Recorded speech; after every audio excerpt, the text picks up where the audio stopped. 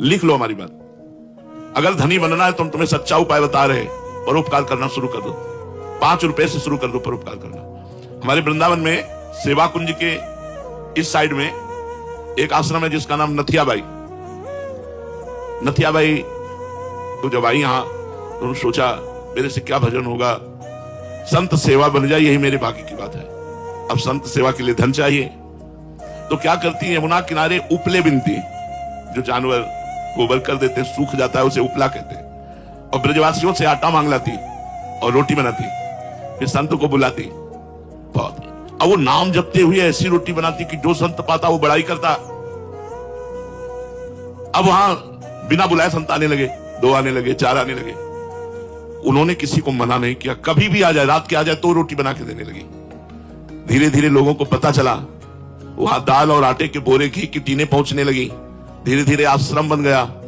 एक दिन वो 10 वर्ष सेवा करते व्यतीत हो गए।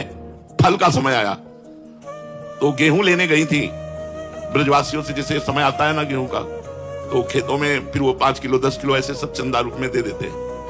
तो गाड़ी भरकर, बैलगाड़ी भरकर गेहूं लिए हुए उसमें आराम से आ रहे। अब इतने में बादल आ गया और बूंदें गिरने लगी, अंधेरा हो गया। अब वो थोड़ा सा परेशान हुई कि ये कैसे सुरक्षित गेहूं पहुंचे, अंधेरा हो गया, कुछ प्रकाश के लिए उनके पास था भी नहीं। इतने में देखा एक छाता लिए हुए 14 वर्ष का बालक आया और कहा, माई ये छाता गाड़ी में लगा ले और लालटेन लेकर मैं आगे चलता हूं, मेरा घर आगे ही है। बोले कहाँ है तेरा घर? तो बोले बस बिहारी जी के पास ही है।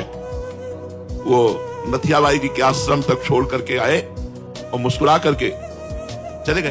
अब नथियाबाई के दिमाग में ये बात कि 8 बजे रात्रि के बालक, लालटेन, छाता, हो सकता है कोई बालक, लेकिन मुझसे इतना प्यार क्यों करता है कि वो भींगता रहा और छाता मुझे दे दिया।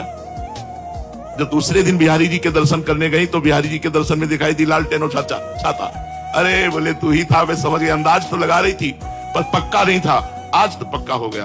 भगवान भक्ति की सेवा करने वाले की स्वयं सेवा करने के लिए तत्पर रहते हैं। जैसे त्रिलोचन जी के यहां अंतर्यामी रूप से स्वयं संतों की सेवा की। इसलिए यदि गृहस्थ में धन पर विजय प्राप्त करनी है, धन की कामना और धन चाहिए उसकी पूर्ति, तो संत सेवा, बीमार की सेवा, गौ सेवा ये जरूर करनी चाहिए। और शास्त्र आज्ञा करता है 10%, लेकिन 10% बेईमानी की कमाई का नहीं। अगर बेईमानी की कमाई का किया तो तुम भी नरक जाओगे और जो दान लेगा उसका भी पतन हो जाएगा। अधर्म की कमाई का, धर्म की कमाई का अगर 1 रुपया भी तुम किसी को दोगे तो लाखों के बराबर होगा।